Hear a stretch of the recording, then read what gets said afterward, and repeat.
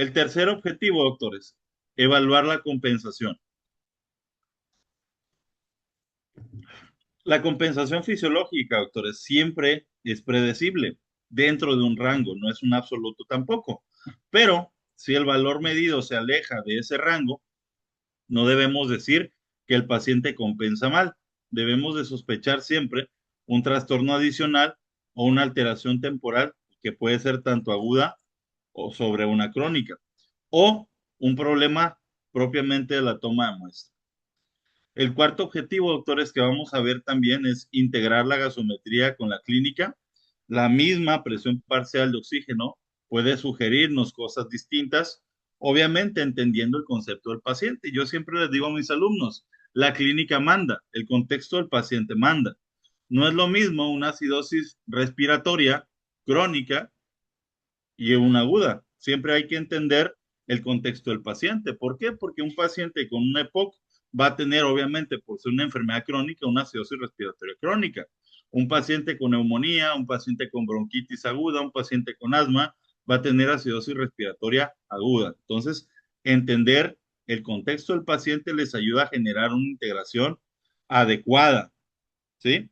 Entonces, al final de todo de esta charla, ustedes van a ser capaces de generar una conclusión completa, entender y validar una muestra, el estado del pH, entender cómo se forma un trastorno primario, obviamente generar también el análisis de compensación y evaluar otros aspectos como el anion gap, la oxigenación y obviamente la correlación clínica, ¿sale? La parte interesante o la parte importante no es nombrar un trastorno, es construir una interpretación completa y que sea clínicamente accionable. ¿Qué significa? Que ustedes cuando les dan una gasometría, la llevan a procesar, no es llegar y entregársela al residente o entregársela al médico de base. Es usted revisarla de manera inmediata y decirles, yo pienso que es esto. Y obviamente a través de esa interrelación que ustedes van a tener, obviamente ir reforzando sus conocimientos. Muy bien. La gasometría, doctores,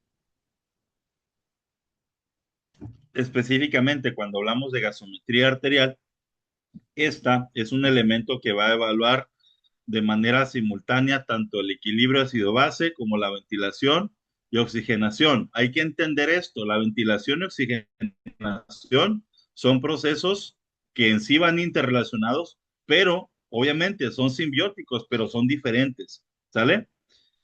Es importante, doctores, separar estos datos. ¿Por qué? Porque no siempre se alteran en la misma dirección.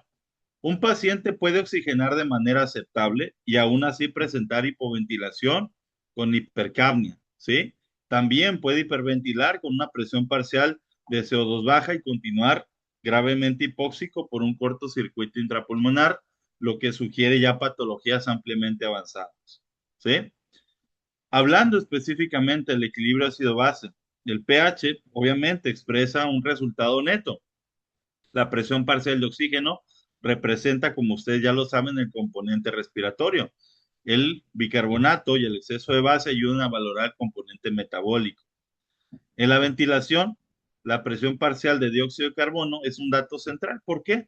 Porque este se relaciona de manera inversa con la ventilación alveolar. Si la producción de dióxido de carbono, doctores, permanece estable, la presión parcial de CO2 de manera elevada puede implicar una ventilación alveolar insuficiente. En cualquier momento, doctores, si ustedes necesitan levantar la manita o preguntar algo, háganlo sin ningún problema.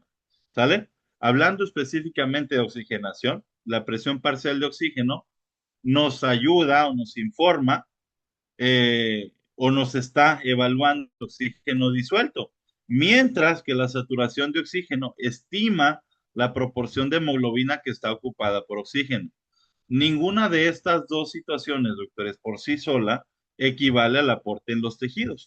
Para eso también necesitamos la cantidad de hemoglobina del paciente y necesitamos estimar el gasto cardíaco. ¿Sale?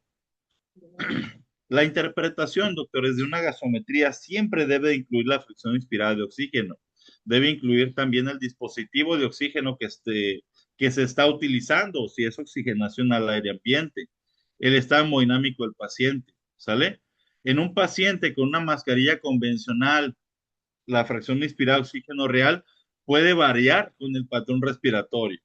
En un paciente en ventilación mecánica, obviamente es más controlable, es más estable, perdón, pero si hablamos del contexto de que el paciente está en estado de choque, la perfusión periférica, el metabolismo tisular, alteran el lactato, alteran la saturación y obviamente puede parecer razonable la presión parcial de oxígeno, pero obviamente en el contexto se sale ya de lo fisiológico. Entonces, lo que hay que entender en una gasometría, nosotros nos enseñaron a entender lo fisiológico, pero cuando vemos un paciente ya en tiempo real, lo que debemos entender es que lo fisiológico se salta y el comportamiento ya es obviamente en base a una patología.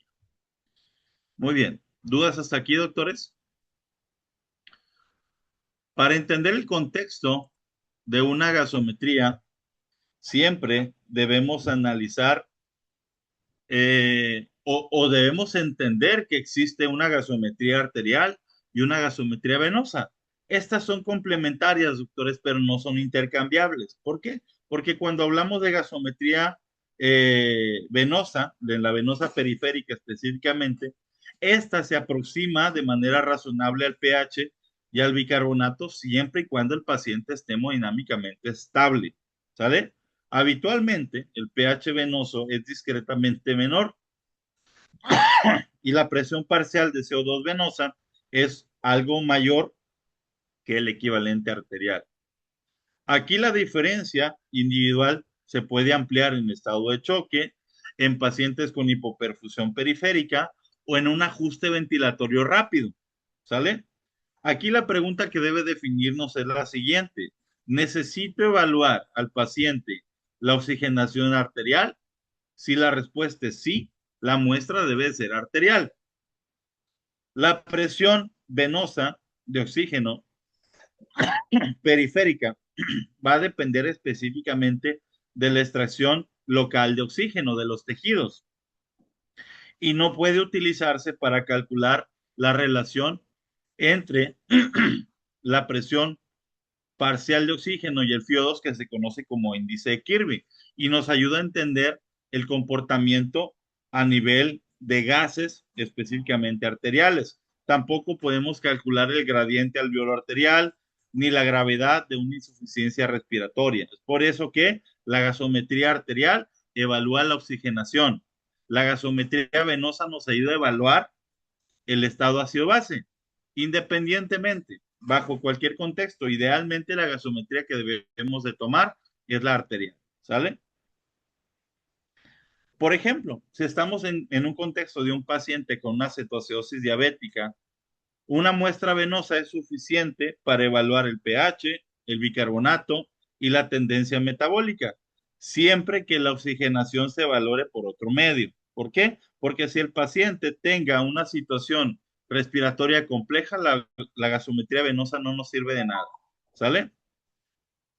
Bajo esta situación, eh, en un paciente hipoxémico, en un paciente en ventilación mecánica, en el cual hay una sospecha de hipercapnia, o necesitamos cuantificar el intercambio gaseoso, la referencia siempre debe ser arterial. También, doctores, hay que entender y diferenciar la sangre venosa periférica de la sangre venosa central. ¿Cómo es esto? Cuando nosotros tomamos una muestra venosa, puede ser en las venas antecubitales, puede ser en las venas de las manos, pero si necesitamos una muestra central, es a través de un catéter venoso central que está en la vena cava. Y obviamente, la saturación central, esta nosotros la utilizamos en un contexto crítico para diferenciar el balance entre el aporte y el consumo de oxígeno de los tejidos, pero no sustituye la saturación arterial de oxígeno.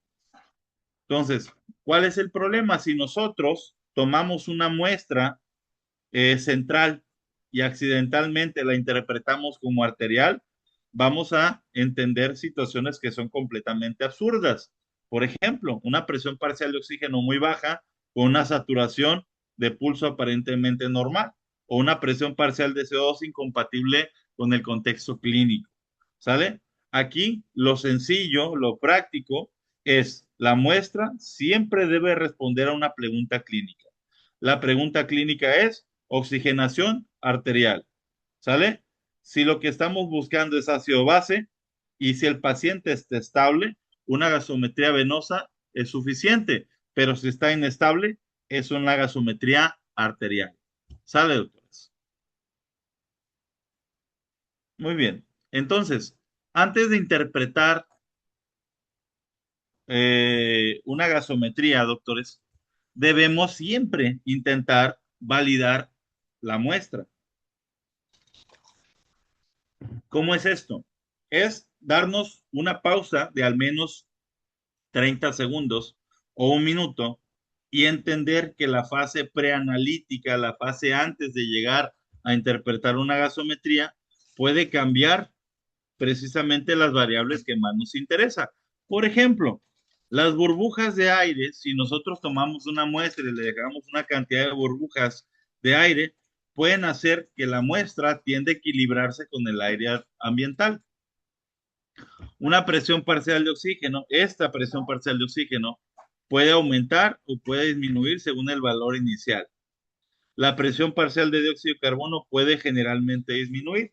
Obviamente también va a desplazar el pH con una tendencia hacia el alcalino. El exceso de parina, doctores, que nosotros utilizamos para tomar una gasometría, pues, van a ir ustedes, muchos de ustedes, a hospitales públicos. Los que se vayan a los hospitales dentro de la República, pues van a ver una realidad importante en la cual no hay jeringas especializadas, heparinizadas, que tienen microfracciones de parina en las paredes de la jeringa, y ustedes toman un frasco de heparina, van a extraer heparina y la van a meter en la jeringa. El problema de esta heparina que va a diluir la muestra y reduce la presión parcial de dióxido de carbono, reduce el bicarbonato y reduce los electrolitos. También, doctores, la heparina es ácida y esta sustancia va a incrementar, perdón, va a disminuir más el pH. Entonces, vamos a dar una acidosis falsa. También, doctores, en algunas ocasiones se puede contaminar la muestra con solución intravenosa. ¿Cómo es esto? Si ustedes toman una muestra de una gasometría cercana a una venoclisis, ustedes van a notar que hay un desbalance en el sodio, en el cloro, en la glucosa, lactato, hemoglobina. Por eso, doctores, no debe obtenerse una muestra cercana a una línea donde esté el paciente recibiendo una venoclisis. Obviamente, hay que evitar en lo posible una muestra cercana en un brazo que esté tomado. También, doctores, algo que pasa muy seguido y yo siempre increpo a mis internos, el retraso en el procesamiento de la muestra de gasometría siempre pasa. En el seguro es tiro por viaje. ¿Cuál es el contexto? El médico interno de pregrado, que tiene un montón de trabajo, agarra del punto A al punto B, son 15 pacientes, y a los 15 pacientes le toma la gasometría y el interno tarda entre 3 y 5 minutos por cada paciente de tomar la muestra. Al final, tardó una hora, hora y media, y el interno trae todas las jeringas en la bolsa, obviamente bien requisitadas, las lleva a procesar. Mientras más tiempo te tardes, doctor, en una gasometría, mayor es el consumo celular de oxígeno. Las células que todavía están ahí, los eritrocitos, siguen consumiendo oxígeno, siguen produciendo CO2 y siguen produciendo lactato. El efecto es mucho más relevante cuando existe leucocitosis o cuando existe trombocitosis extrema, cuando hay un paciente que tiene una patología aguda, obviamente en un contexto hematológico también importante. Entonces, La muestra debe mezclarse suavemente una vez tomada para evitar la formación de microcoágulos. Y si la demora, doctores, es inevitable, pues obviamente hay que seguir las recomendaciones del laboratorio sobre la conservación. Idealmente, si la muestra va a tardar, la meten en un medio muy frío. Algunos hospitales a ustedes les dan una hielerita, en el civil así lo hacen, se les da una hielera en el cual ponen la muestra para evitar que haga ciclo de consumo de oxígeno y obviamente que la muestra salga con un resultado falso. Además, doctores, un aspecto muy importante que siempre se pasa de largo es que no documentan adecuadamente la fracción inspirada de oxígeno y el tipo de soporte de oxígeno que está recibiendo el paciente. Aquí, de manera insuficiente escribir oxígeno nada más, o sea, debemos entender si el paciente está recibiendo puntas nasales, mascarilla, alto flujo, ventilación no invasiva o ventilación invasiva. Además, hay que también en algunas ocasiones poner el flujo, el FIO2 programado, el PIP, porque algunas máquinas de gasometría también nos piden aspectos relacionados a los aspectos dinámicos del ventilador mecánico o de los aparatos de administración de oxígeno, porque también adecúan sus parámetros en base a estos aspectos. Una inconsistencia interna que debe hacer detenernos, por ejemplo, una presión parcial de oxígeno de 35, o sea, extremadamente baja, con una saturación de 98, puede indicarnos que es una muestra venosa. Aquí hay o puede haber un error de identificación. Puede haber burbujas, puede haber una alteración en la hemoglobina, puede ser incluso una lectura inadecuada. Siempre, doctores, siempre ayúdense con el clínico, con el médico que está solicitando la gasometría. Obviamente, entender el contexto de la patología del paciente les va a ayudar a entender el contexto fisiológico que está llevando el paciente. Y obviamente, en el preanalítico también eh, nos podemos entender o podemos decidir si la muestra es creíble o no es creíble y la podemos desechar. Muy bien, ahora sí. Una vez que tomamos la gasometría, doctores, debemos entender que existen variables o rangos normales que son referencias. Referencias, doctores, no fronteras absolutas. Siempre caemos en ese juego absurdo de decir, esto es lo que consta en el paciente. El pH arterial, doctores, siempre suele mantenerse entre 7.35 y 7.45. La presión parcial de CO2 entre 35 y 45. Obviamente, esta refleja la relación entre la producción de dióxido de carbono y la ventilación alveolar. El bicarbonato ronda entre 22 y 26. Este, como tal, doctores, es un valor calculado en la mayoría de los gasómetros y deriva del pH y de la presión parcial de dióxido de carbono mediante la ecuación de Henderson-Hasselbalch. ¿Sí? La presión parcial de oxígeno, idealmente que es entre 80 a 100 milímetros de mercurio, solamente es una referencia que puede ser razonable en adultos jóvenes a nivel del mar y respirando aire ambiente, ¿sí?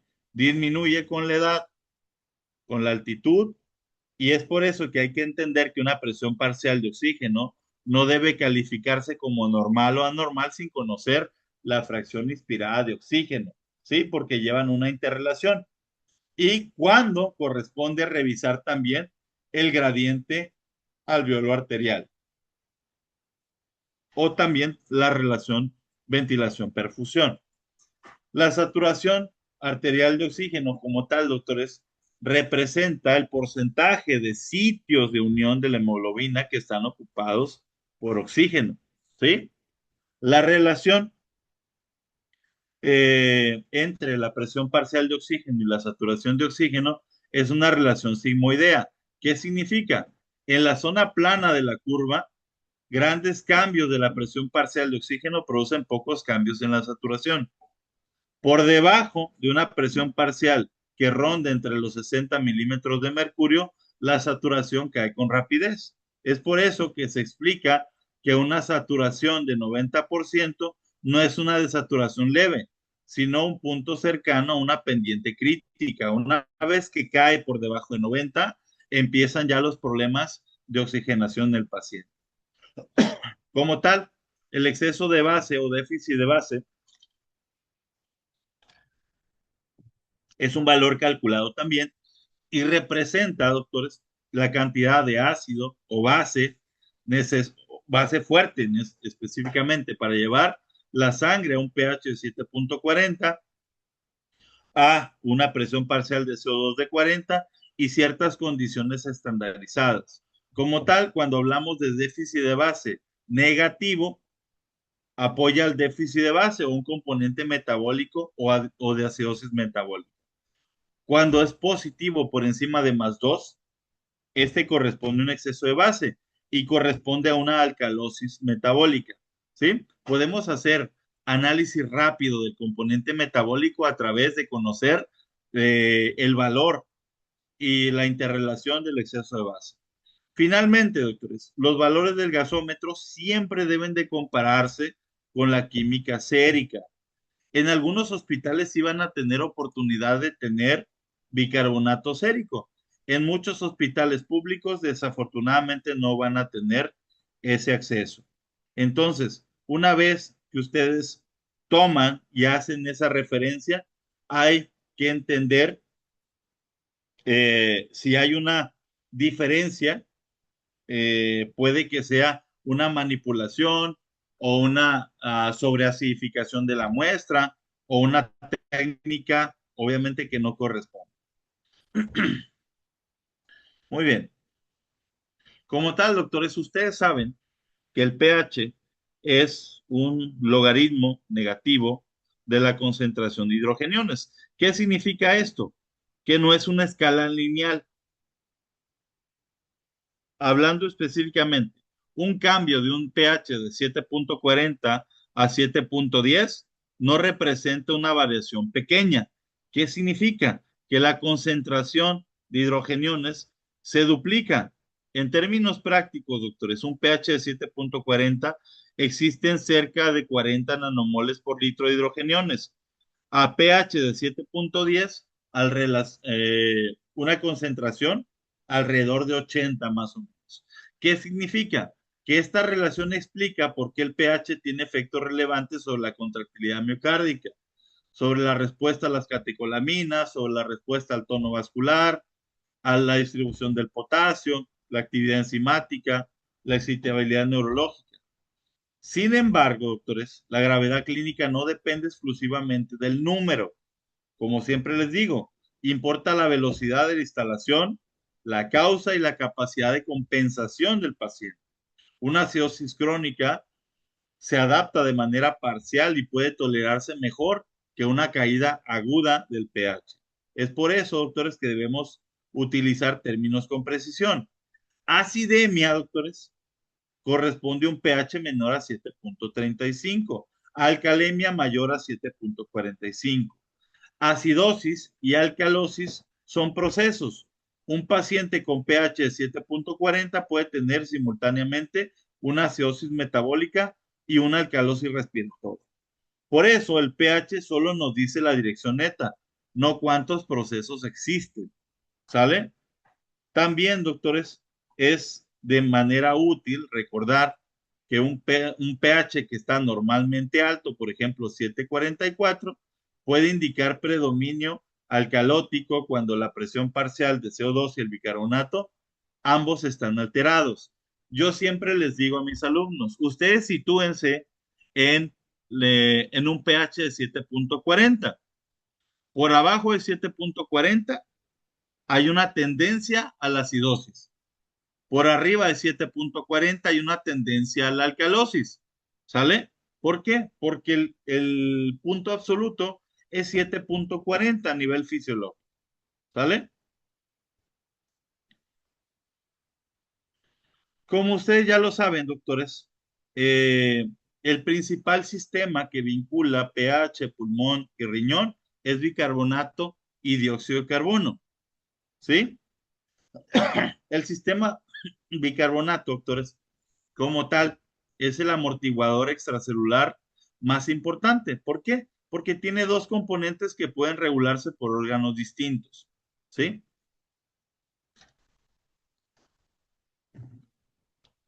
El pulmón, este elimina CO2 en minutos. El riñón reabsorbe bicarbonato y genera, eh, obviamente, bicarbonato filtrado y genera bicarbonato nuevo mediante la excreción de ácidos titulables y amonio, pero este proceso va de horas a días. La reacción del protón más el bicarbonato va a producir ácido carbónico y como ustedes ya lo saben, este se va a disociar en agua y en CO2 mediante la anhidrasa carbónica. Esta acelera este equilibrio en los eritrocitos, en el pulmón y en el túbulo renal. Esta característica convierte un ácido no volátil a través del bicarbonato en un ácido volátil que puede exhalarse. Entonces, hablando desde el punto de vista clínico, el CO2 no debe entenderse solo como un gas respiratorio. Al hidratarse, ese gas va a generar ácido carbónico.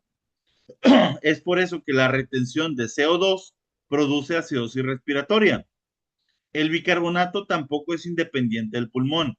El bicarbonato cambia de forma inmediata cuando la presión parcial de CO2 por la ley de la acción de las masas, aún antes de que el riñón la haya compensado. ¿Sí? La compensación tiene tiempos diferentes. En un trastorno metabólico, el pulmón modifica la presión parcial de CO2 en minutos. En un trastorno respiratorio, por su contraparte, el amortiguamiento celular ocurre de manera inmediata por los buffers, pero la adaptación renal, que es plena, va a requerir varios días. Esta diferencia temporal permite distinguir procesos agudos y procesos crónicos. ¿Sí?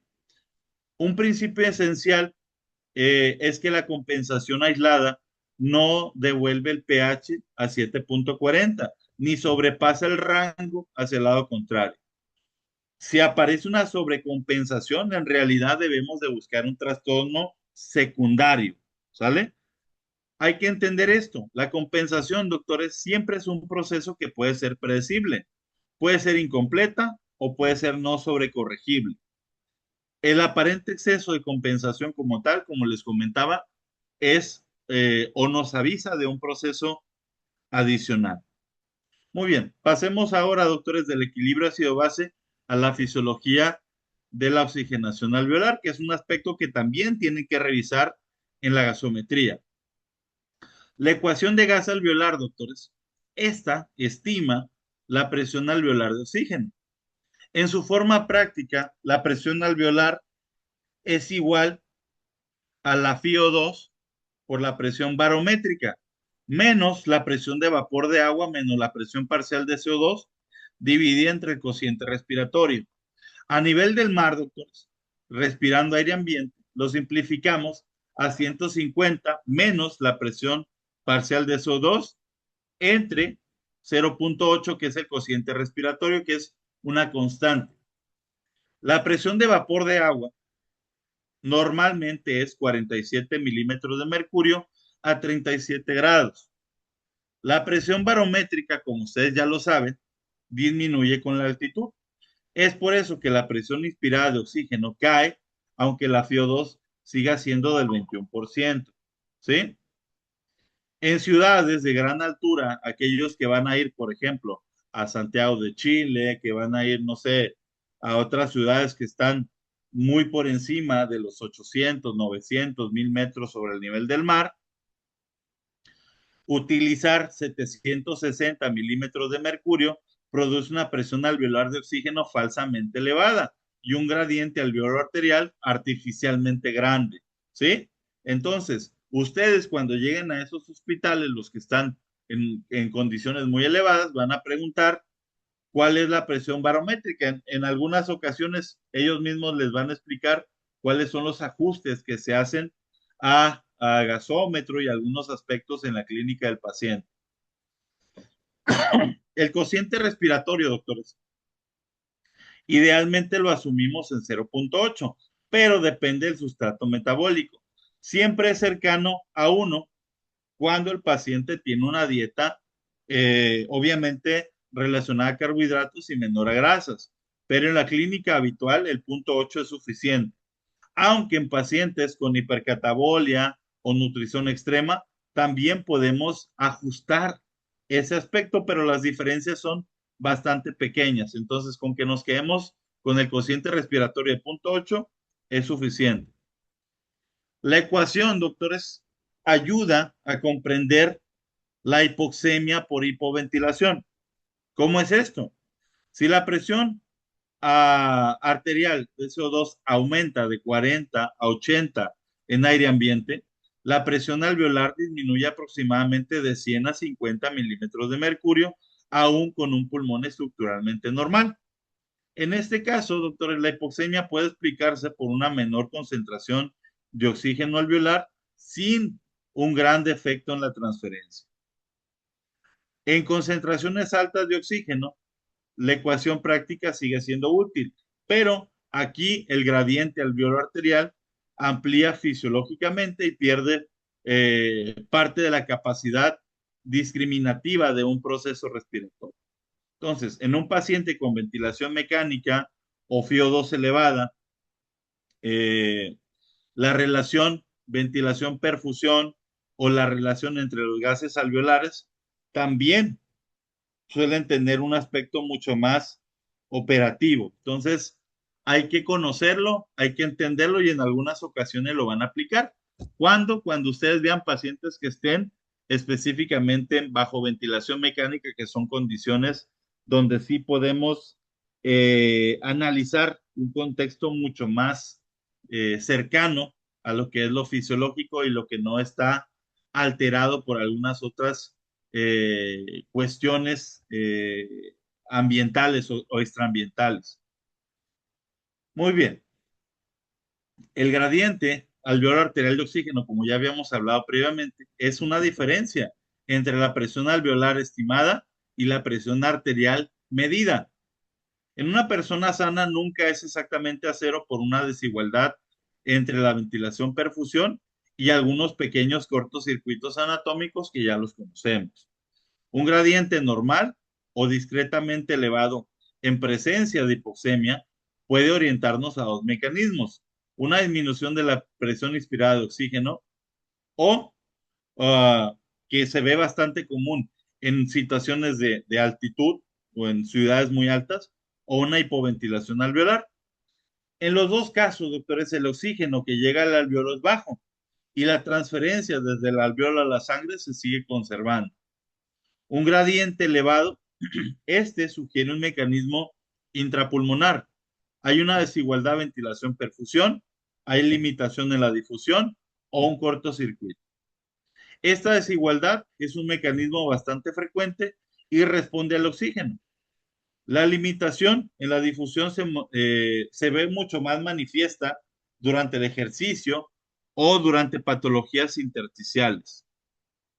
Los shunts verdaderos responden poco al FiO2, aun cuando administramos FiO2 alto, porque parte de la sangre no entra en contacto con los alveolos ventilados, específicamente cuando hablamos de patologías que interrelacionan, por ejemplo, un paciente que tiene POC o un paciente que tiene, no sé, fibrosis pulmonar masiva y que puede tener limitación en los acinos o alveolos que estén haciendo la difusión de gases.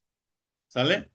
Como una mera aproximación en el aire ambiente, el límite superior, normalmente puede estimarse con edad dividida entre 4. Esta es una regla que utilizamos para el gradiente alveolar arterial. Es la edad entre 4 más 4. Como tal, no es una regla universal, pero depende tanto del laboratorio como de la altitud. Además, el gradiente aumenta al elevar la fracción inspirada de oxígeno, de modo que comparar valores seriados, pues obviamente nos tiene que exigir condiciones semejantes. Un ejemplo, tenemos un paciente con una presión parcial de 40, perdón, presión parcial de CO2 de 40. La presión alveolar aproximada es de 100 y la presión arterial de oxígeno de 55. El gradiente nos da de 45, que está obviamente elevado en un paciente adulto. Si lo analizamos bajo el contexto, obviamente nos sugiere un intercambio de gases y no una ventilación asistida. Y como tal, hay que entender, este gradiente nos debe de responder una pregunta, no solamente cuantificar la gravedad. La pregunta es, para gravedad de insuficiencia respiratoria, siempre y cuando el paciente esté con oxígeno suplementario, hay que utilizar gradiente alveolar arterial y utilizar también el cociente en la presión parcial de oxígeno y la fracción inspirada de oxígeno. Entonces, la relación entre esos aspectos, índice de Kirby y la saturación entre la fracción inspirada de oxígeno, como tal, el primero de ellos, el índice de Kirby, evalúa eh, la relación entre la presión arterial y la fracción inspirada de oxígeno, que nos ayuda a entender cuando el paciente tiene alteraciones de hipoxemia que es eh, específica. Por ejemplo, cuando hablamos de un paciente con un síndrome de distrés respiratorio, cuando hablamos de una condición clínica en la cual no hay una adecuada oxigenación o hay un deterioro, eh, específicamente deben de cumplirse, obviamente, aspectos de temporalidad, de aspectos relacionados a problemas no cardiogénicos, hallazgos de imagen. Son bastantes aspectos que debemos de considerar cuando estamos estimando la oxigenación en este tipo de pacientes. También dependen estos aspectos del reclutamiento alveolar, de la fracción inspirada de oxígeno, del gasto cardíaco. Por eso, estos aspectos, doctores, nosotros siempre lo utilizamos cuando tenemos pacientes críticamente enfermos que debemos de analizar y de estimar la saturación, perdón, la relación entre la presión parcial de oxígeno y la fracción inspirada de oxígeno.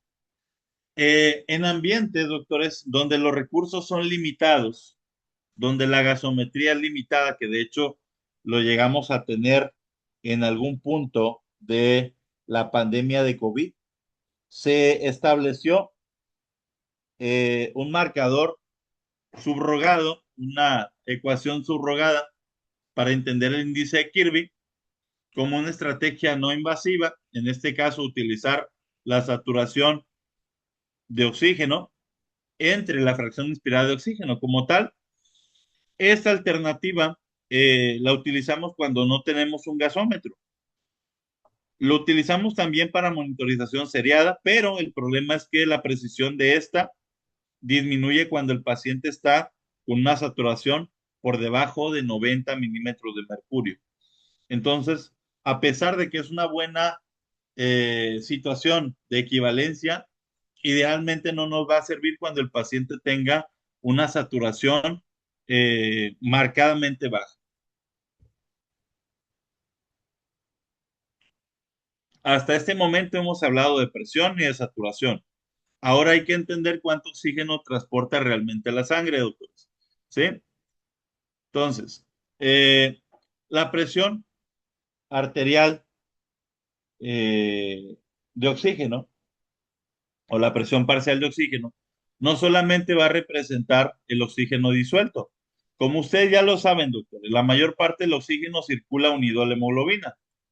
Es por eso que el contenido arterial, que se expresa como Ca minúscula o 2, se calcula como 1.34 por hemoglobina por la saturación más 0.03 por la presión parcial de oxígeno. El segundo término es pequeño en condiciones habituales. ¿Por qué?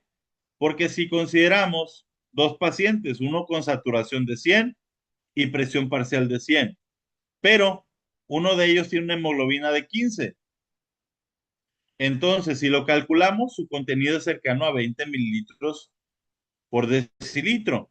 Y si el otro paciente, el segundo paciente, tiene una hemoglobina de 5, aproximadamente el contenido es de 7 mililitros por decilitro. Ambos, doctores, si ustedes lo ven, van a presentar una gasometría bien oxigenada, pero el segundo tiene una capacidad de transporte que está severamente limitado, ¿sí? El aporte de oxígeno o DO2 es específicamente el gasto cardíaco por el contenido arterial de oxígeno multiplicado por 10. Este factor 10, doctores, convierte decilitros en litros. Hablando específicamente de una disminución del gasto cardíaco, puede comprometer el aporte aun cuando el paciente tiene hemoglobina y saturación normales. ¿Sí? La explicación es muy sencilla. Cuando hablamos de un paciente que está bajo una condición de choque, en choque no nos limitamos a administrar de oxígeno. ¿Por qué? Porque el oxígeno pues, es necesario. Pero acuérdense que en un paciente chocado requiere que restauremos perfusión, un volumen efectivo y optimizar la función cardíaca o gasto cardíaco. El consumo de oxígeno, por su contraparte, este también depende del gasto cardíaco y de la diferencia arteriovenosa del contenido de oxígeno. En condiciones normales, doctores, todos los tejidos van a extraer alrededor de una cuarta parte del oxígeno entregado, ¿sí? Cuando eh, el aporte de oxígeno disminuye, la extracción aumenta y la saturación venosa va a descender. O sea, se va a quedar sin oxígeno esa hemoglobina y la saturación venosa desciende. Es por eso que cuando tenemos un paciente crítico, el consumo se va a volver dependiente del aporte y es bastante común que aparezcan situaciones de metabolismo anaerobio y elevación del lactato. En pacientes con sepsis, una saturación central venosa de oxígeno no siempre significa una perfusión adecuada. También refleja incapacidad en la extracción, problemas en la microcirculación, una sedación profunda también que va a generar alteraciones en los núcleos respiratorios. De igual forma, el lactato se eleva por muchos mecanismos, tanto adrenérgicos y no solamente relacionados a la hipoxia. Entonces, hay que entender que estos mecanismos o estas variables tienen que integrarse y no pueden ser absolutas. Ahora sí, doctores, a lo que nos truje. Eh, con estas bases, doctores, ya podemos organizar por lo menos un mecanismo de interpretación. El mecanismo va a comenzar validando el tipo de muestra, eh, la fracción inspirada de oxígeno, el dispositivo, la estabilidad clínica del paciente y obviamente todo lo relacionado a la fase preanalítica. Después vamos a definir el pH. Si está por debajo de 740, obviamente acidemia, perdón, acidosis o alcalosis por debajo de 735, acidemia y alcalemia como corresponde, o si están en rangos normales. El tercer paso es identificar eh, las variables que van en dirección del pH. Como ustedes ya lo saben, si hay acidemia con una presión parcial de CO2 elevada, pues obviamente pensamos en acidosis respiratoria. Si la acidemia se acompaña de bicarbonato bajo, una acidosis metabólica. Para alcalosis, la presión parcial de CO2 orienta cuando está baja a una alcalosis respiratoria y con bicarbonato a una alcalosis metabólica. Como cuarto paso, doctores, aquí es distinguir entre una interpretación básica y una avanzada. Específicamente, el cuarto paso es calcular la compensación esperada. Como tal, no basta con observar que la otra variable cambió en el sentido correcto. Hay que intentar cuantificar cuánto debería cambiar. ¿Por qué? Porque una desviación demuestra que el proceso puede ser adicional hasta que se pruebe lo contrario. ¿Cómo es esto? Si existe acidosis metabólica, vamos a calcular como quinto paso anion gap y la corrección por albúmina. Si el gap está elevado, podemos valorar el delta para buscar un segundo componente metabólico, aún estando con un anion gap normal. Obviamente, explorar bajo situación de pérdidas gastrointestinales, de efectos renales, etcétera. Y finalmente, lo que habíamos tocado antes, la evaluación de la oxigenación a través de la presión parcial de oxígeno, la saturación, el gradiente alveolar arterial y el índice Kirby o el índice PAFI. Obviamente, vamos a integrar con, eh, con la integración clínica, el diagnóstico probable, la temporalidad, etcétera. Siempre analizar el contexto clínico del paciente, doctores. Ahora sí, vamos a retomar, vamos a aplicar el algoritmo empezando, perdón, por la dirección del pH.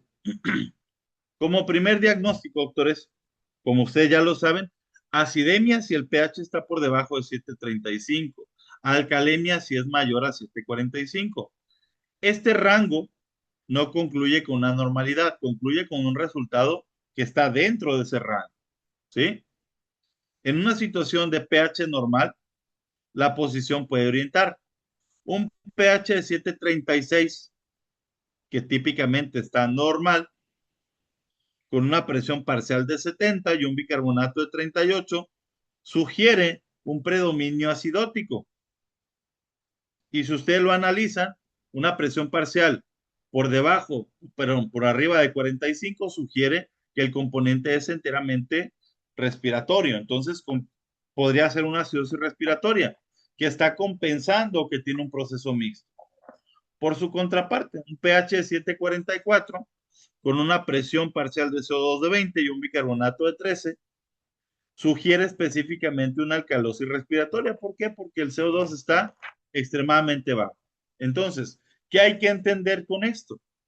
El pH te dice el comportamiento, pero debemos de buscar el trastorno primario a través de entender el desplazamiento del componente tanto respiratorio como metabólico.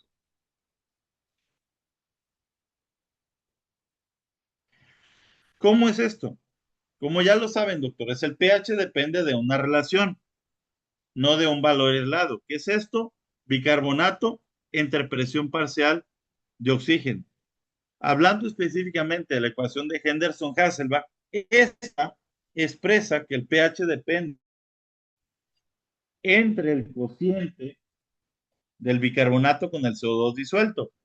En condiciones normales, el bicarbonato es cercano a 24 y la presión parcial de oxígeno de 40 produce una relación de 20:1 y un pH cercano a 7.40. Entonces, si aumenta el numerador, voy a poner mi puntero, si aumenta el numerador, el pH sube. ¿Cómo es esto? El pH tiene una relación directamente proporcional a la concentración del bicarbonato. Si el bicarbonato sube, el pH sube. Si el bicarbonato baja, el pH baja. Y el CO2 tiene una relación inversamente proporcional al pH. Si este sube, este baja y viceversa. ¿Sí? Entonces, hablando específicamente, si tenemos un bicarbonato de 36, no implica automáticamente una alcalosis metabólica, obviamente. Pero si lo añadimos a una presión parcial de dióxido de carbono de 60, podía ser una compensación crónica o un trastorno mixto o ambos. Entonces, esta ecuación también permite analizar la coherencia interna. Si el pH, la presión parcial de CO2 y el dióxido de carbono no corresponden entre sí, hay que pensar en un error de transcripción, una muestra distinta, temperatura corregida o un problema en la categorización o, o un problema directamente relacionado al gasómetro. En la mayoría de los gasómetros, doctores, el bicarbonato se calcula a partir del CO2 y del pH. Por eso no es una medición independiente, afortunadamente. Entonces, desde una perspectiva moderna, Henderson-Hasselbalch es clínicamente útil, aunque existen otros modelos como el de Stuart que analiza diferencia de iones fuertes, ácidos débiles, etcétera. En la práctica, este enfoque tradicional, añadiendo al anion gap, identifica la mayoría de los trastornos siempre que se aplique de una forma completa y adecuada. Aquí la clave o la enseñanza clave es no mirar el bicarbonato y la presión parcial de CO2 como columnas aisladas. Primero vemos el pH y después identificamos hacia dónde va la tendencia del trastorno primario. Muy bien, ahora sí, ¿cómo es esto? Hablando específicamente de una acidemia, o sea, un pH por debajo de 7.40, si tenemos una presión parcial de CO2 elevada, como tal, si vemos Henderson-Hasselbalch, esta va a actuar en sentido contrario. Y como tal, cuando esté elevado el CO2, actúa en relación en dirección a la acidosis y define completamente un componente respiratorio primario. Un bicarbonato bajo actúa en dirección, cuando está en dirección de una acidosis y define un componente metabólico. ¿Cómo es esto? Como ya lo vimos, baja, el pH baja. Entonces, hablando específicamente de la relación directa e inversamente proporcional, justificado por Henderson-Hasselbalch. ¿Sí? La verdadera dificultad surge cuando dos variables cambian en sentidos opuestos, porque uno puede ser compensatoria. Por ejemplo, tenemos un paciente con una acidosis metabólica en el cual el bicarbonato baja y el pH baja. La presión parcial de CO2 también tiene que bajar. ¿Por qué? Porque hacia donde va el trastorno primario, en ese sentido va la compensación. Por ejemplo, tengo un paciente con pH, oh, no traigo mi pluma, pH 7.4 o 7.3. El bicarbonato, el bicarbonato de 10. Entonces, ¿cómo espero encontrar yo el CO2? ¿Alto o bajo? En forma de compensación. Pues bajo, ¿no? Entonces, si mi bicarbonato bajó, mi CO2 va a la compensación. Entonces, si nosotros encontramos un trastorno primario, una acidosis metabólica, y en lugar de que el CO2 esté bajo, está elevado, estamos bajo una situación en la cual no hay una compensación adecuada. O puede haber incluso un proceso adicional que puede ser secundario, terciario o incluso hasta procesos cuaternarios. Entonces, aquí lo que hay que entender, doctores, es el pH manda, sí, y hacia dónde va el pH hay que buscar el trastorno primario usando la ecuación de Henderson-Hasselbalch.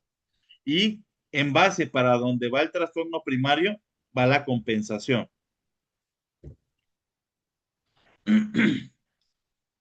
Antes de calcular compensaciones, doctoras, debemos de distinguir el bicarbonato actual o el medido y el bicarbonato estándar. Estos son aspectos que los entregan los gasómetros. El bicarbonato actual, doctores, este se calcula a través del pH y el CO2 real de la muestra.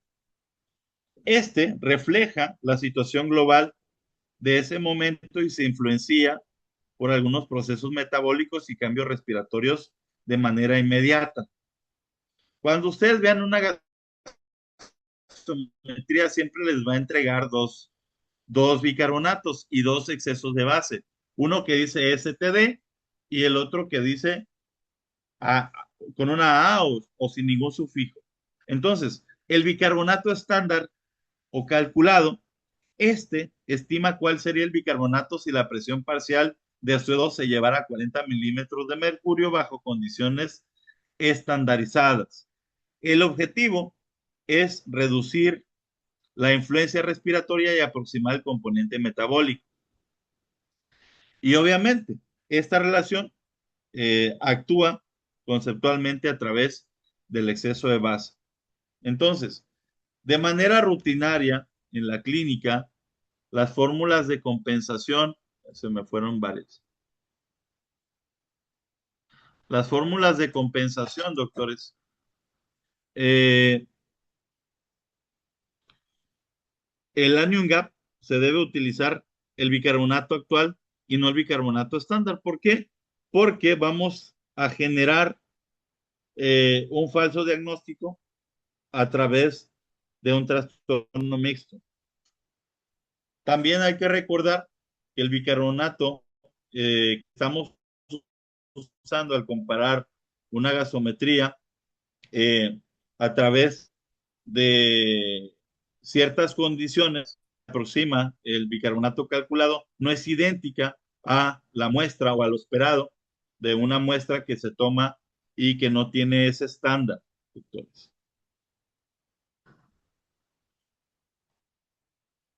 Oh, se me movieron las diapos. Ok, la compensación, doctores, es una respuesta fisiológica que debemos de evitar expresarlo como si fuera un segundo diagnóstico. Tenemos un paciente con acidosis metabólica. La acidosis metabólica, como usted ya sabe, la respuesta compensatoria al bajar ese bicarbonato es hiperventilar para bajar la presión parcial de CO2. En una alcalosis metabólica, la hipoventilación la eleva. En un trastorno respiratorio, el riñón ajusta el bicarbonato, pero la magnitud, obviamente, ustedes ya lo saben que depende del proceso si es agudo o crónico.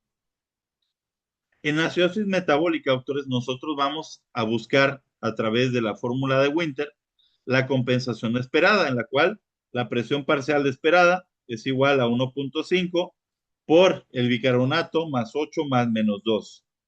De igual forma, en alcalosis metabólica, buscamos la presión parcial de CO2 esperada a través de, eh, de los cambios de 0.7 por la diferencia entre bicarbonato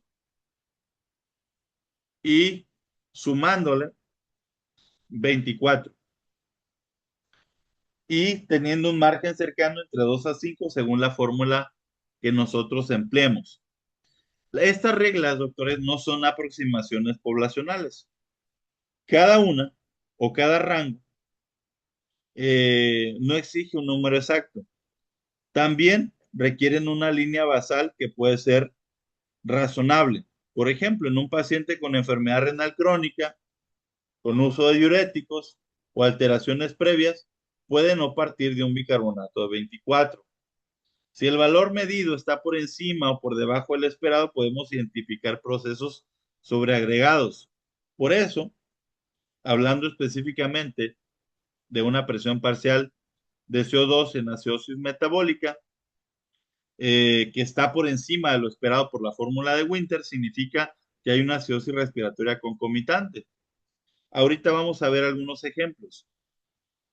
Y obviamente, cuando la compensación tampoco aparece de manera instantánea en todos los trastornos. La ventilatoria, como ustedes ya lo saben, es rápida, la renal es muy tardada. En un paciente con hipercapnia de 1 hora no puede tener adaptación renal crónica, salvo que el paciente ya tenga un proceso previo.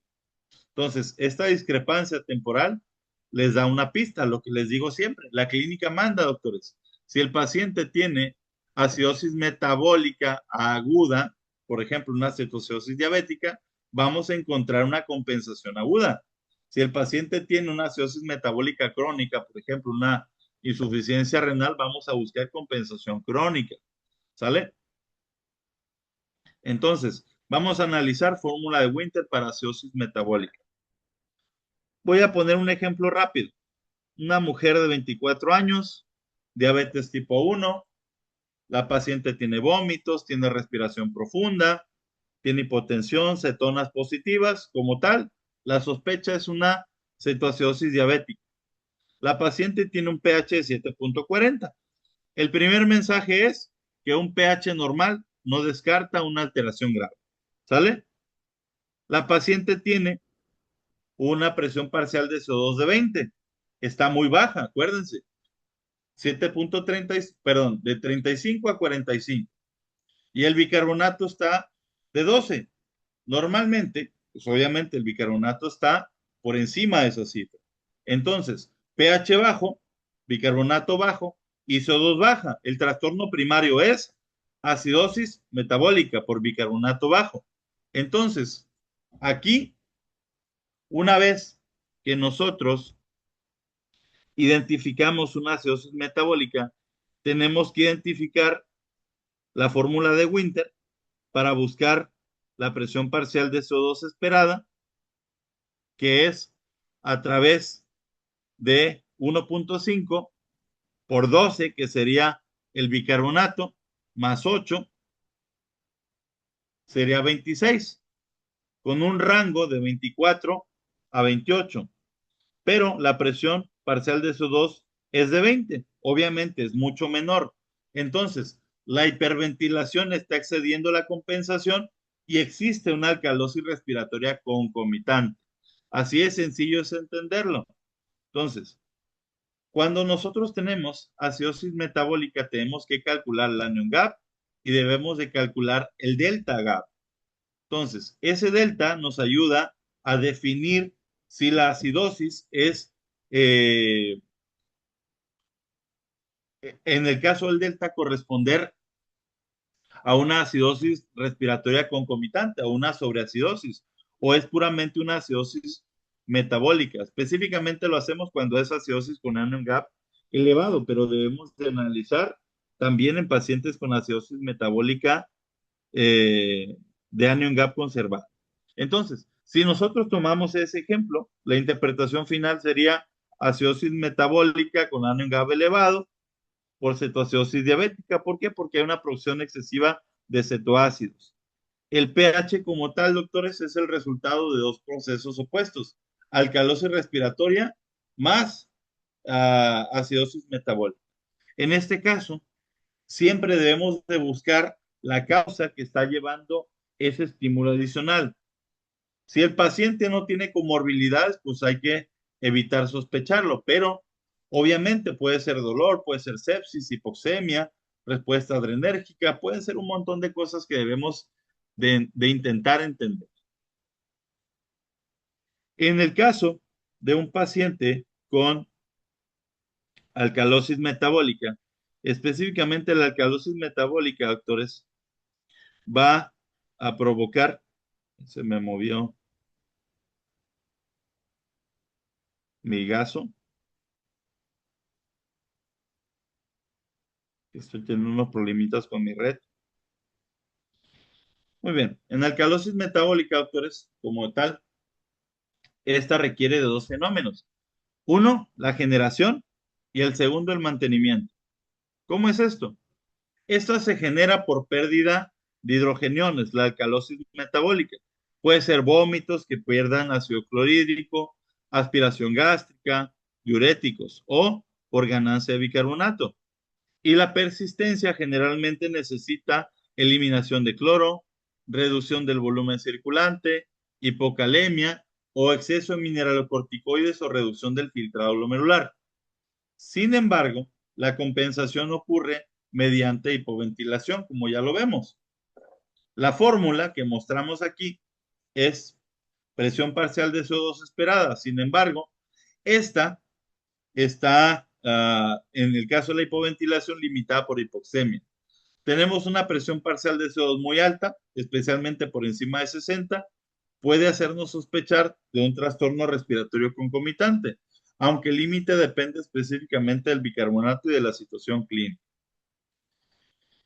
Hablando específicamente de la hipocalemia, esta perpetúa la acidosis, como ustedes ya lo saben, favorece la entrada de hidrogeniones a la célula, también la amoniogénesis del riñón y la reabsorción del bicarbonato. Cuando se depleta cloro, este impide la secreción de bicarbonato en el túbulo colector y por eso el tratamiento no consiste en simplemente dar líquidos, consiste en corregir el mecanismo. Cloro y volumen cuando están disminuidos. Potasio, suspender diuréticos. Tratar el hiperaldosteronismo o considerar acetazolamida siempre y cuando el escenario sea característico. Entonces, es importante no atribuir un bicarbonato alto automáticamente a alcalosis metabólica.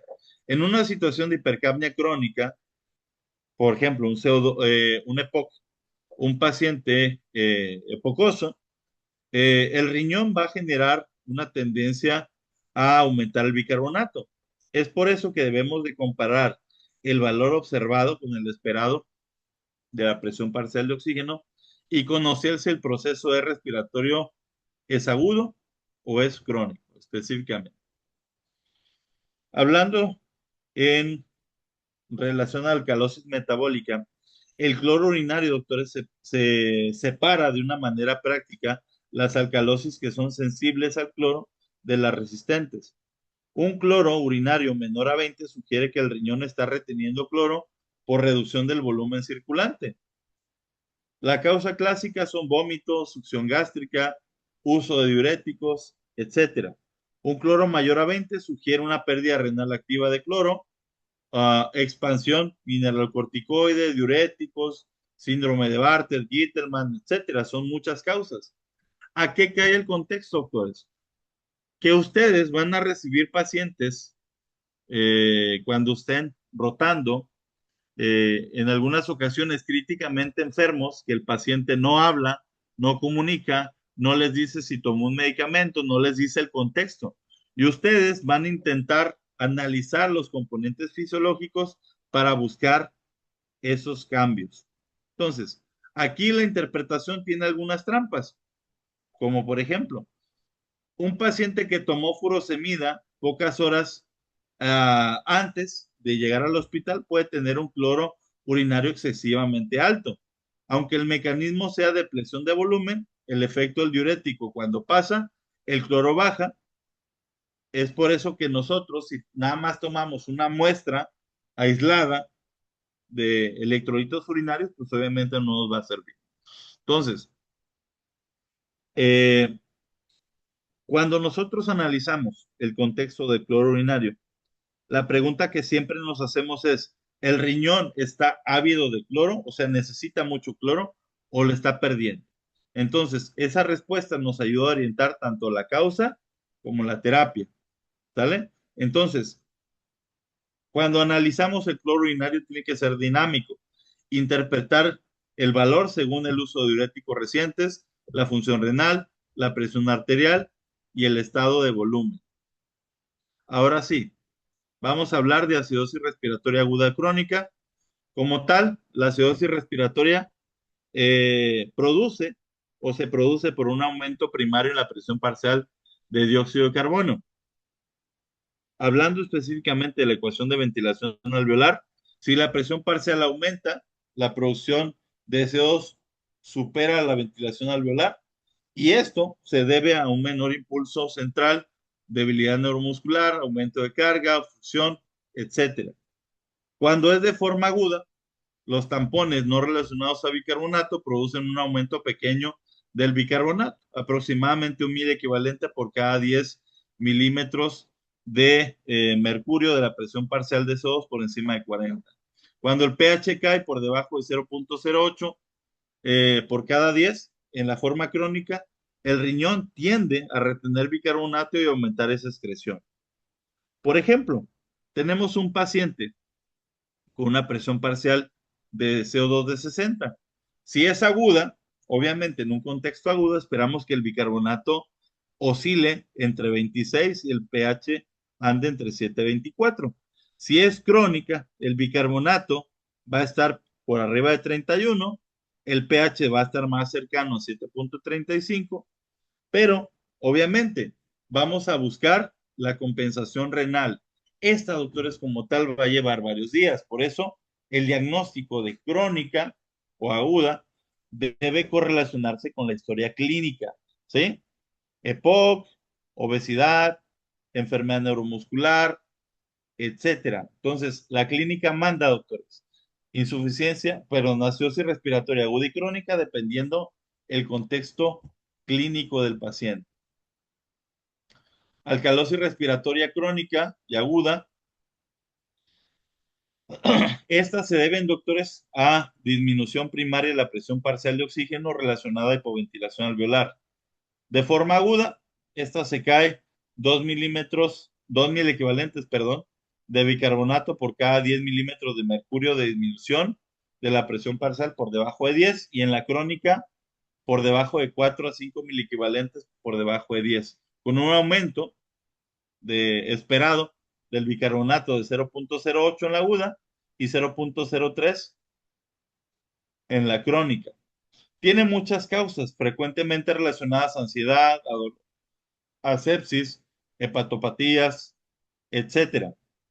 Una pista temprana en una alcalosis respiratoria es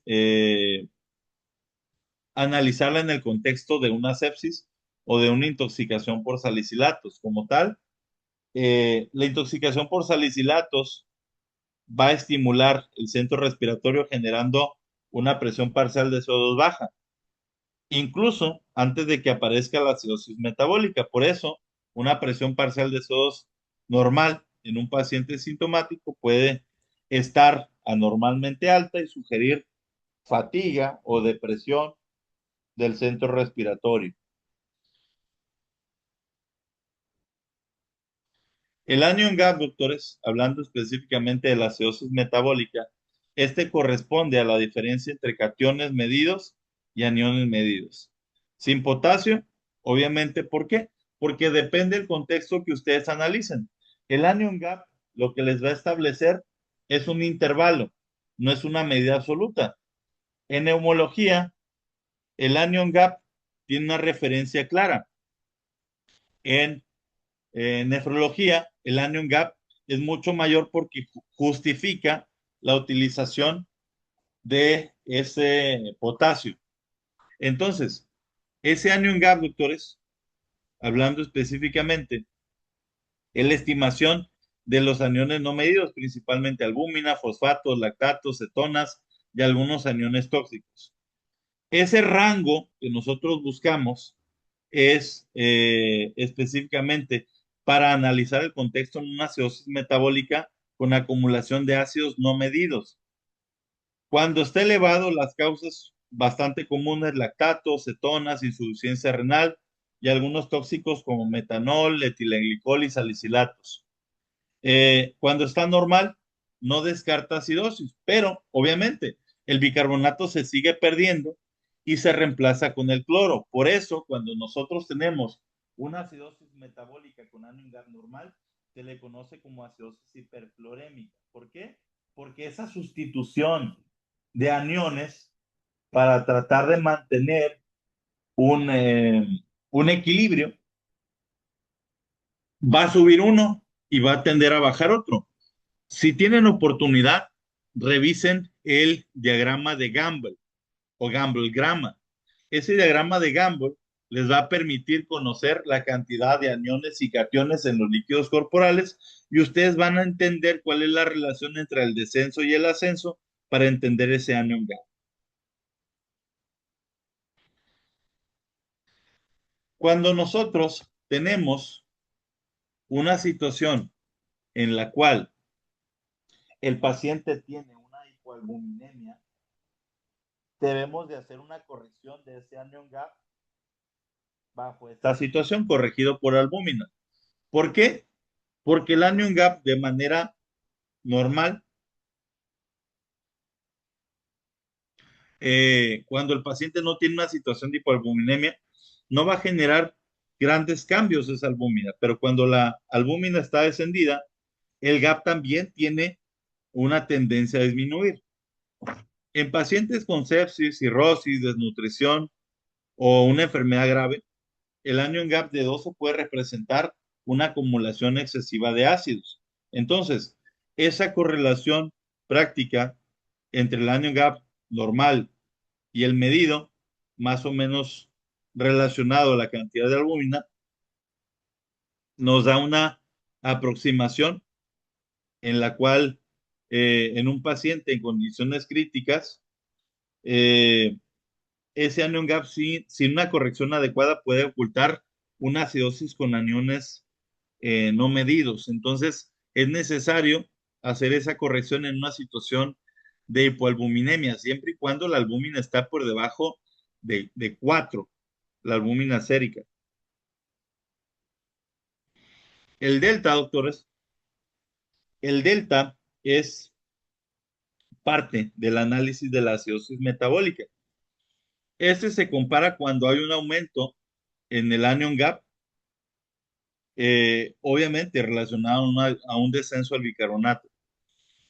Cada milequivalente de ácido que se agrega consume aproximadamente un milequivalente de bicarbonato y deja un anión no medido. En ambos cambios, pues, obviamente debe ser semejante. Como tal, ese delta gap se utiliza a través del anion gap corregido, menos 12 dividido entre 24 menos el bicarbonato.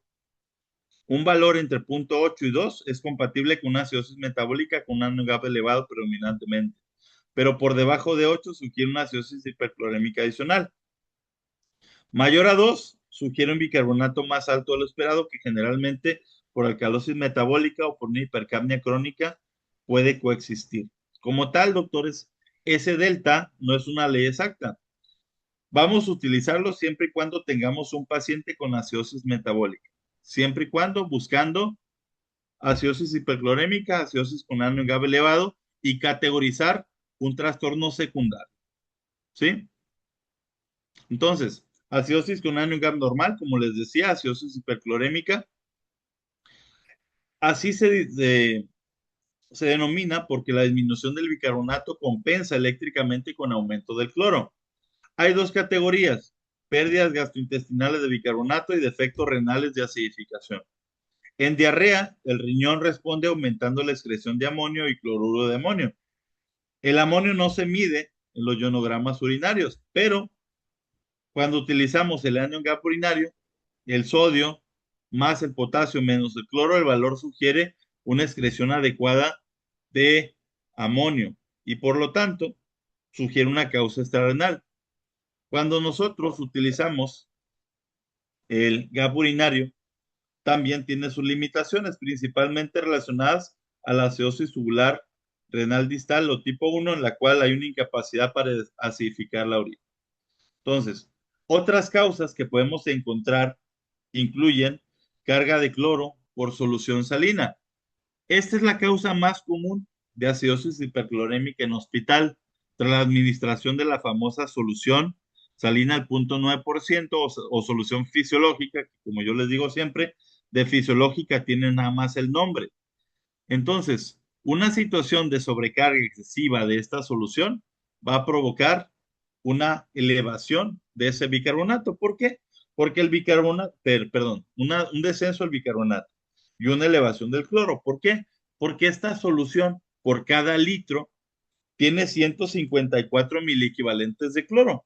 Y si nosotros vemos la cantidad de milequivalentes que posee la sangre, oscila entre 108 y 110 milequivalentes. O sea, le estamos regalando una cantidad excesiva de milequivalentes de cloro que va a producir una tendencia en el desplazamiento de esa acidosis hiperclorémica.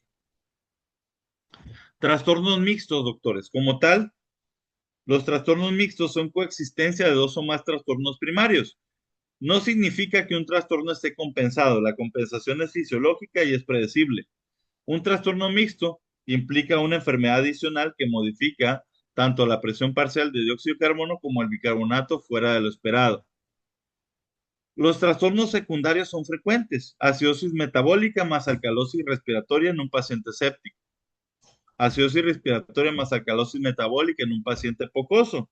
Obviamente, si le das diuréticos en un paciente con acidosis metabólica con GAP elevado más acidosis hiperclorémica, por meterle solución salina en dosis excesivamente altas. Los trastornos terciarios, doctores, aparecen cuando coinciden tres mecanismos. Ejemplo clásico: un paciente pocoso crónico que debuta con vómitos y con choque. El paciente tiene acidosis respiratoria crónica, alcalosis metabólica por pérdida de ácido clorhídrico y acidosis láctica por el choque. Entonces, el pH puede ser casi normal, pero el contexto fisiológico es grave. Los trastornos cuaternarios son trastornos sumamente raros, pero son posibles. Aquí la situación, por ejemplo, vamos a tomar el mismo ejemplo del paciente pocoso. Si asumimos que todo bicarbonato alto en EPOC es compensación, podemos omitir alcalosis por diuréticos que dificulta ventilación. Si atribuimos una taquipnea a compensación de acidosis, podemos perder también eh, el contexto de una sepsis o una tromboembolia pulmonar. Entonces, ¿cuáles son las herramientas que vamos a utilizar? Compensación esperada, anion gap corregido y delta siempre y cuando vayan en la misma historia. Cuando más procesos coexisten, doctores, es más probable que el pH esté cerca de lo normal, pese a valores extremos de bicarbonato y de la presión parcial de dióxido de carbono. Entonces, ¿cuándo van a sospechar ustedes de un trastorno mixto? Siempre cuando vean un pH casi normal, pero con valores de CO2 y bicarbonato normales. Cuando el paciente tenga una compensación que no vaya en el sentido del trastorno primario, cuando esté más alta o más baja de lo esperada. Cuando la dirección de las variables sea ilógica. Por ejemplo, tengo un paciente con una acidosis, con una acidemia, con un pH, perdón, un CO2 bajo y el bicarbonato está bajo, no tiene una relación. Y obviamente con su contraparte. Cuando tengo un anion gap elevado con un bicarbonato no esperado, o sea, cuando el bicarbonato está muy por arriba o muy por abajo del esperado. Cuando hay dos procesos clínicos simultáneos, como yo les digo, los pacientes no leen los libros, siempre les van a llegar pacientes críticamente enfermos que tienen más de una comorbilidad. Y en el caso de México, que somos el primer lugar en pacientes obesos y dentro de los 5 primeros lugares en hipertensos, diabéticos, síndromes metabólicos, les va a llegar un sinfín de fenotipos de procesos secundarios, terciarios y hasta cuaternarios. Y de igual forma, si encontramos alteraciones importantes en la presión parcial de oxígeno y en la presión parcial de dióxido de carbono o aumento en el trabajo respiratorio, siempre podemos encontrar un trastorno secundario. Ahora sí, ya para terminar, doctores. 4 casos clínicos. El primero, mujer de 24 años, diabetes tipo 1, vómito, respiración profunda, hipotensión, taquicardia, cetonas positivas. ¿Sale? Aquí su sospecha clínica es una mujer joven con diabetes tipo 1, es una cetoacidosis diabética. La gasometría, el pH está en 7.40. ¿Sale? El primer mensaje es, el pH está normal, pero el contexto de la paciente, si ustedes se fijan la presión arterial de 90-60, les está indicando que la paciente tiene una tendencia al choque, tiene una frecuencia respiratoria alta, tiene una frecuencia cardíaca que se está elevando. Entonces, la presión parcial de CO2 y el bicarbonato es bajo. Entonces, este bicarbonato bajo demuestra una acidosis metabólica. ¿Sale? Entonces, lo primero es identificar el trastorno primario. ¿Cuál es el trastorno primario? El trastorno primario es una acidosis, ¿sí? Pero el pH está normal. El trastorno hacia dónde va es por el bicarbonato bajo. Entonces, el paciente tiene una acidosis. Y aquí debemos de calcular el anion gap. ¿Por qué? Porque es una acidosis metabólica. En este caso, si nosotros calculamos el gap, vamos a encontrar que el paciente tiene, el gap nos da 140 menos 100 más 12, nos da 28. El paciente tiene una acidosis metabólica con anion gap elevado. Ahora aplicamos la fórmula de Winter. Winter dice 1.5 por 12 más 8 es igual a 26 con un rango de 24 a 28. Entonces, existe una alcalosis respiratoria concomitante. ¿Por qué? Porque excede la compensación. ¿Cómo es esto? Mi compensación debería ser de 24 a 28 de la presión parcial de CO2 y la tengo en 20. Entonces, esa compensación está muy excedida y no es adecuada. Entonces, hay una alcalosis respiratoria concomitante. Calculo el delta gap. Ese delta gap a mí me sirve para saber si es una acidosis pura o es un segundo proceso metabólico. En este caso, el delta gap es 28 menos 12 entre 24 menos 12. Es igual a 1.3. ¿Qué significa?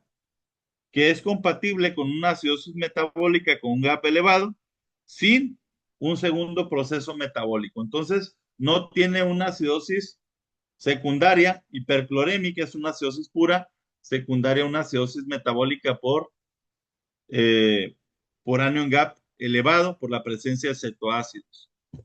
Segundo caso, doctores, un paciente pocoso con vómitos, uso de diuréticos y estado de choque. 68 años, epocoso, insuficiencia cardíaca, que es un contexto bastante común.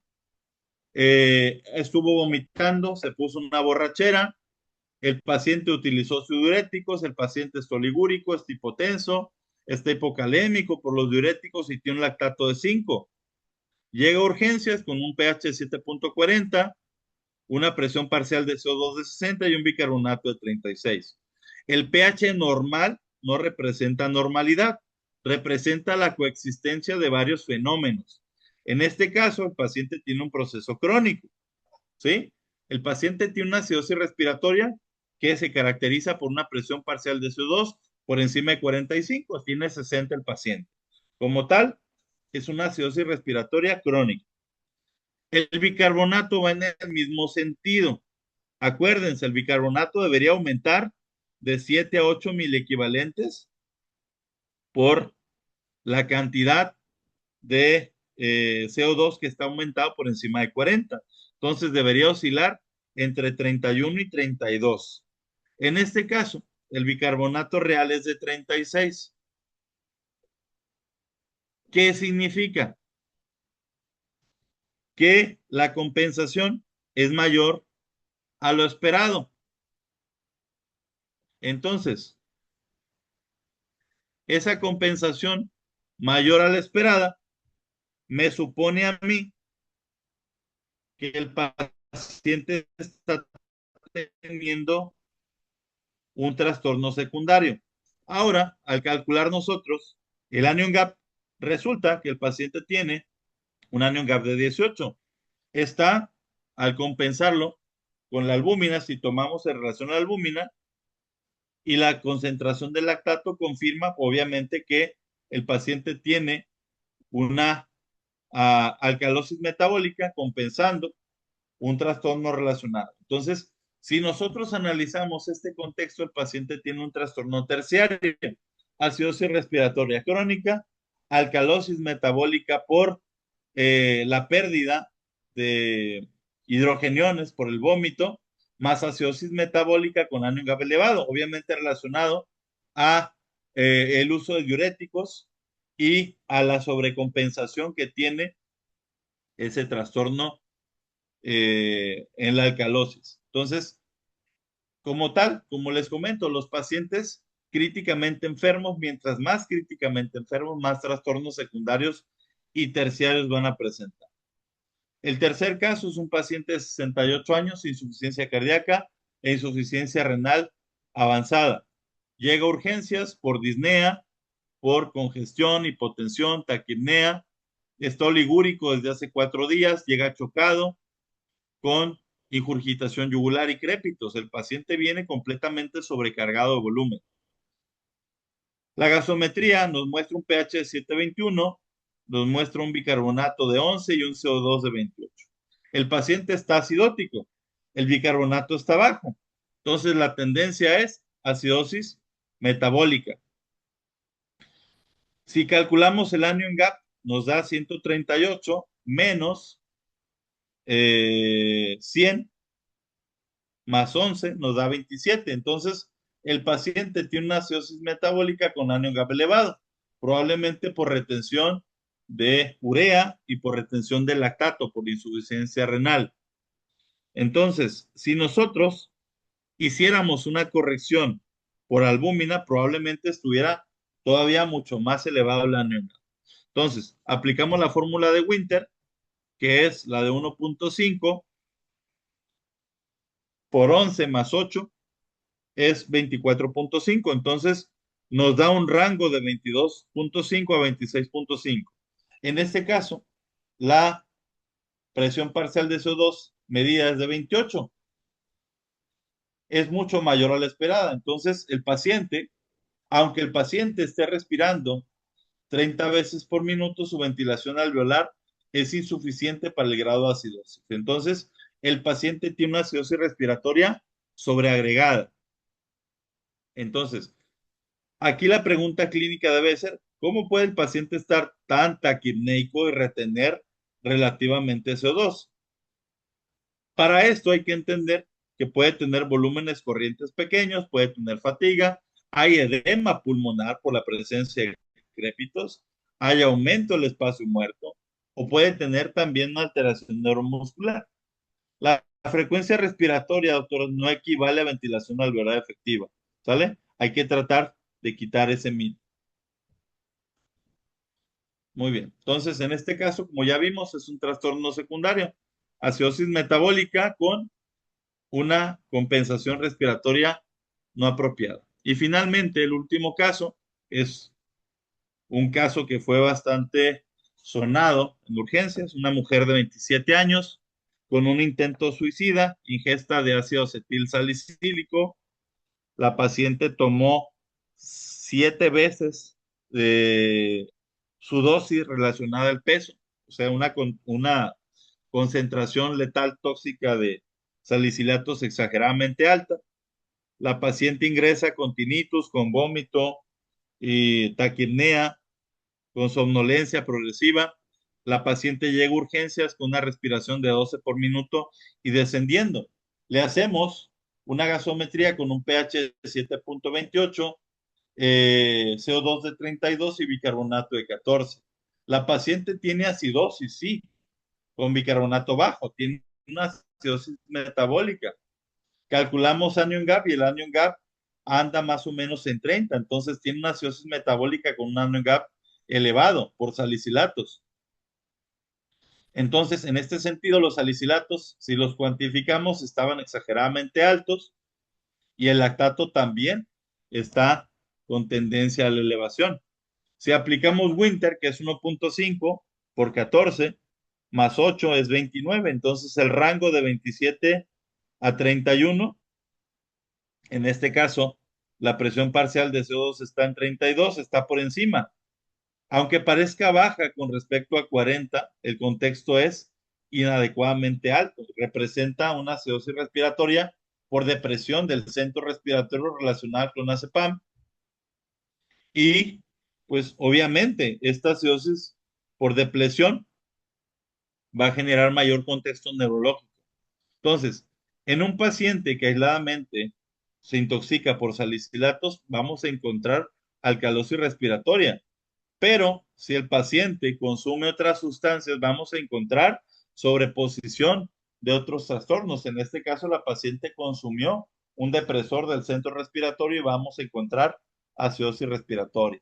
Entonces, en este caso, la paciente coexiste una acidosis metabólica por los salicilatos, más alcalosis metabólica por los vómitos, más acidosis respiratoria por hipoventilación secundaria a las benzodiazepinas. Entonces, mientras más trastornos secundarios, mayor contexto de gravedad va a poseer el paciente. Entonces, para finalmente, errores frecuentes, doctores, que vamos a caer es no verificar si la muestra es arterial. ¿Cómo lo vamos a verificar? Sencillo.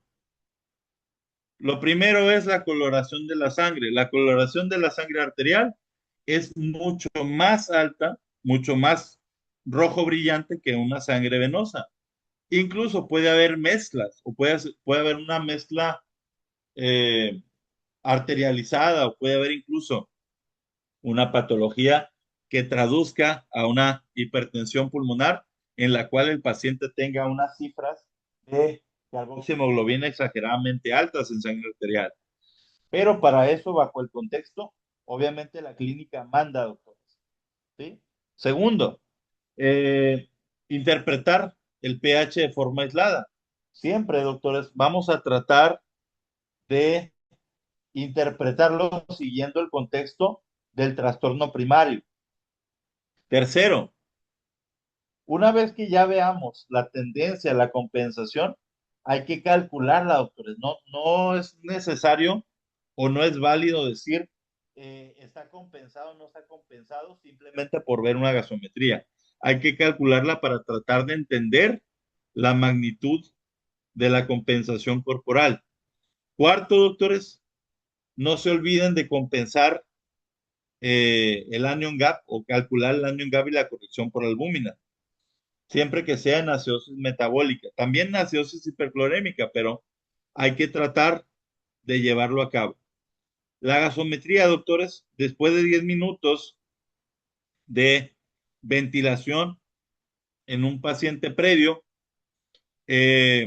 o la administración de bicarbonato, la gasometría va a perder el contexto fisiológico del paciente. Entonces, hay que tratar de tomar la gasometría lo más rápido posible cuando el paciente llegue al servicio de urgencias antes de iniciar el manejo inicial. ¿Por qué? Porque una vez que iniciamos el manejo, doctores, el trastorno que estamos nosotros buscando va a estar enmascarado por el manejo que le demos al paciente. Entonces, primero que vamos a hacer, validar la muestra, obviamente el contexto clínico del paciente, definir el pH, identificar el trastorno primario, calcular la compensación, si hay acidosis metabólica, calcular el gap, buscar los trastornos mixtos y evaluar finalmente la oxigenación. Es mucha información, doctores, eh, en este contexto. Les voy a mandar eh, el, el PDF, doctores, para que ustedes lo revisen y pues obviamente puedan identificar y puedan llevar a cabo más ejercicios de gasometría. Si hay alguna duda, alguna pregunta, doctores, pueden hacerla. Si no, pues esperamos al cierre y pues ustedes me comentan.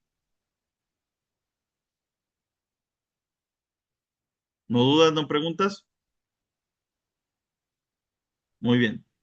Pues yo nada más le quería agradecer, doctor. Pues tuve el privilegio de que me diera clases el semestre pasado en la materia de neumología y pues espero que los estudiantes de la UAS, que según yo todos los que están aquí son de la UAS, pues tengan el privilegio de que les dé clases el doctor Osuna. Muy buen doctor. Muchas gracias, doctor. Muy bien, Ahora, doctores. no, perdón. ¿Quería agregar algo? No, no, decirte que te voy a mandar el PDF para que lo revisen, el que lo quiera tomar y pues